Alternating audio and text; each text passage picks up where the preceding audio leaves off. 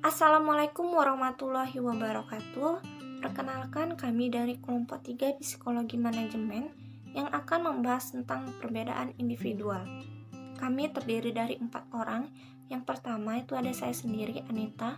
Yang kedua ada Halimah Uswatun Hasanah. Yang ketiga ada Elvi Gustayana. Dan yang keempat ada Uta Wulandari.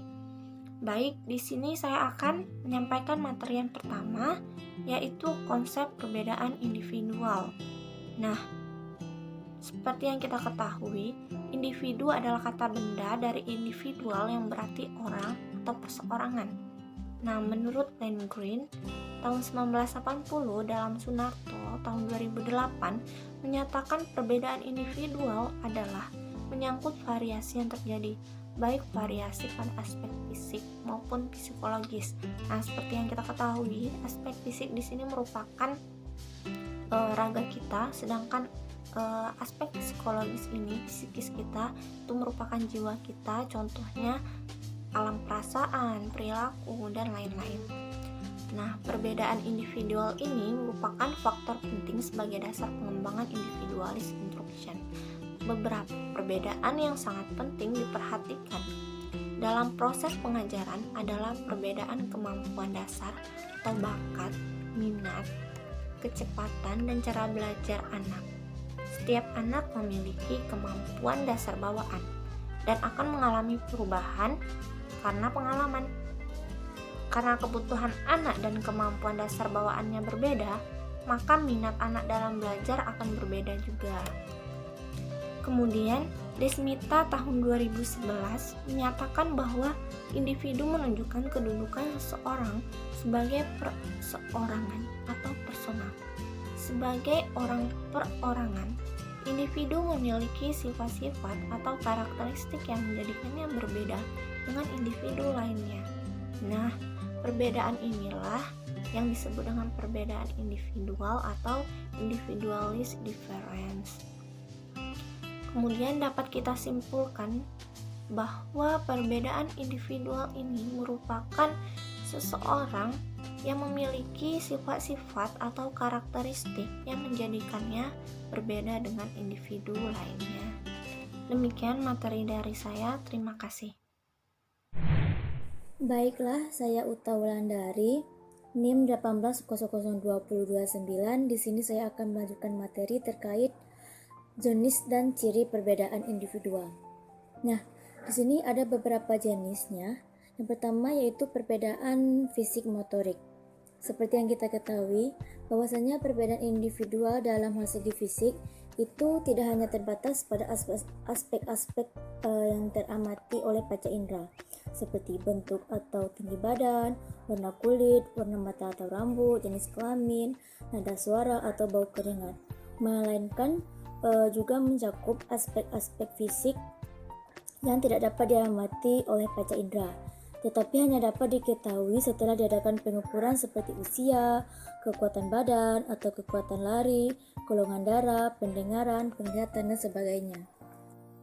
Di sini, aspek fisik lain dapat dilihat dari kecakapan motorik, yaitu kemampuan melakukan koordinasi kerja sistem saraf motorik yang menimbulkan reaksi dalam bentuk gerakan-gerakan atau kegiatan secara tetap sesuai antara rangsangannya dan responnya.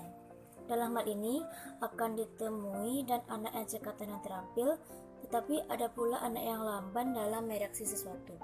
Itu menurut Desmita tahun 2011. Adapun menurut Sunarto tahun 2008, di mana kemampuan motorik ini dipengaruhi oleh kematangan pertumbuhan fisik dan tingkat kemampuan berpikir. Karena kematangan pertumbuhan fisik dan kemampuan berpikir setiap orang itu pasti berbeda-beda, maka hal itu yang membawa akibat terhadap kecakapan motorik masing-masing, dan demikian kecakapan motorik setiap individu itu akan berbeda-beda pula. Mungkin sekian materi yang dapat saya sampaikan, akan dilanjutkan oleh rekan saya selanjutnya. Terima kasih. Baiklah, materi selanjutnya itu perbedaan intelijensi.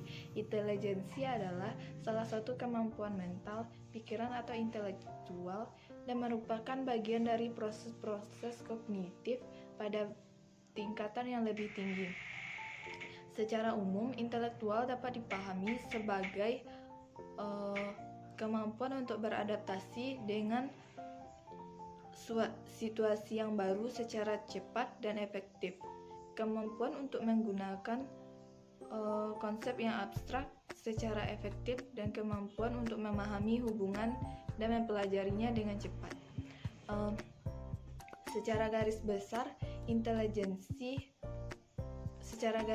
para ahli mendefinisikan istilah intelijensi memiliki sejumlah kualitas tertentu, diantaranya yang pertama bersifat adaptif, artinya dapat digunakan secara fleksibel untuk merespons berbagai situasi dan masalah yang dihadapi. Yang kedua, berkaitan dengan kemampuan belajar.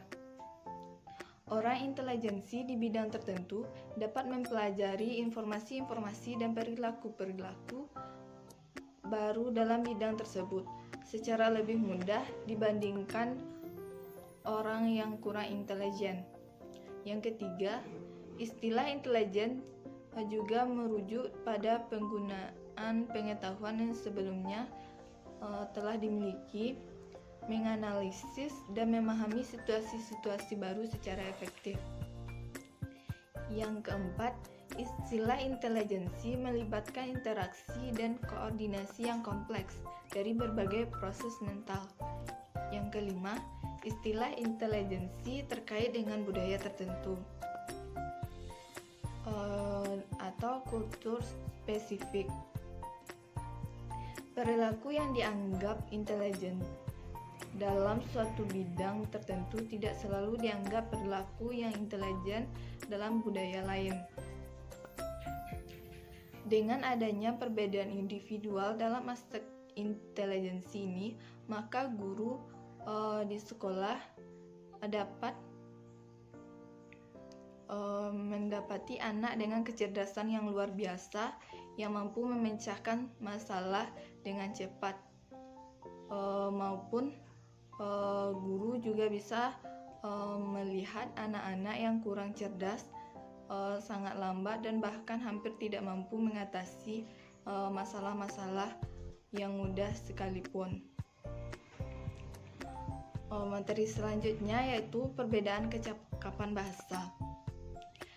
Menurut Desmita tahun 2011 bahwa bahasa merupakan salah satu kemampuan individu yang sangat penting dalam proses belajar di sekolah.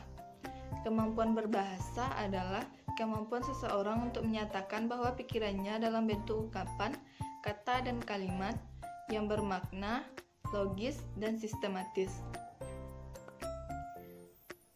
Perbedaan individual dalam perkembangan dan kecakapan bahasa anak ini telah menjadi wilayah pengkajian dan penelitian yang menarik bagi sejumlah psikologi dan pendidikan. Banyak penelitian eksperimental telah dilakukan untuk menentukan faktor-faktor yang mempengaruhi keberhasilan atau kegagalan dalam penguasaan bahasa anak. Dari sejumlah penelitian tersebut diketahui bahwa faktor natur pembawaan dan lingkungan sangat mempengaruhi perkembangan bahasa anak.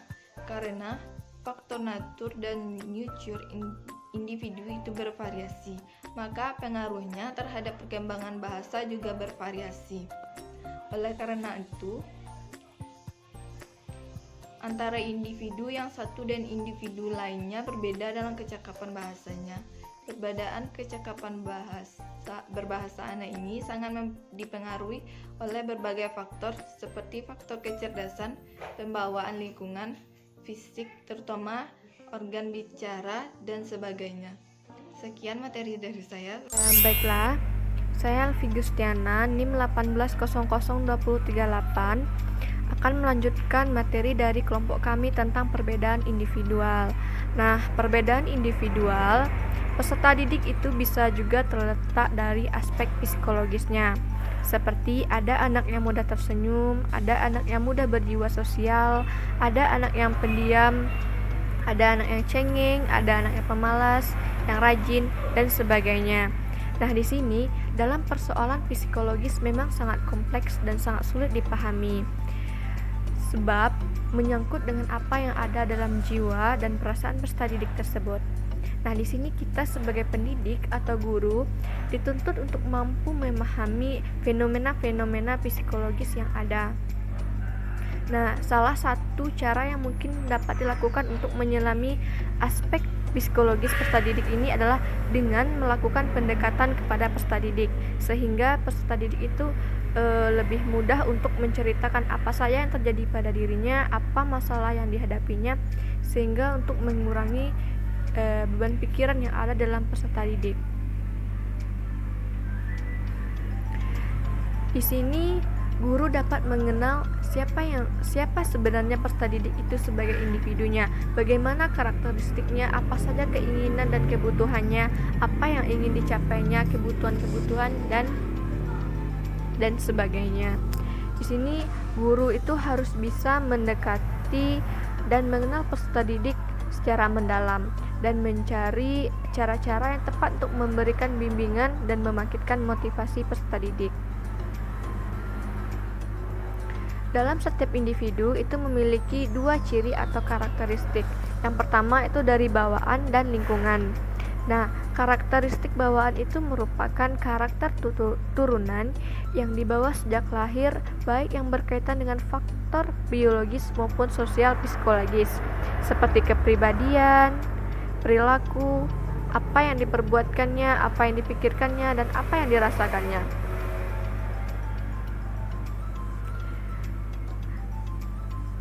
Nah,